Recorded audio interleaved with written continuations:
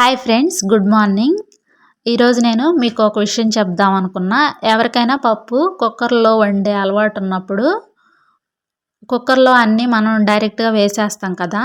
అలా వేసేటప్పుడు చింతపండుని మాత్రం స్కిప్ చేసి విడిగా నానపెట్టుకొని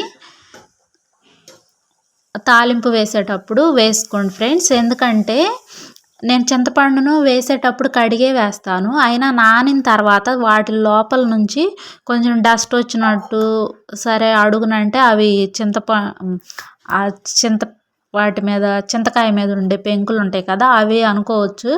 కానీ వాటితో పాటు రాళ్ళు కూడా వస్తున్నాయి.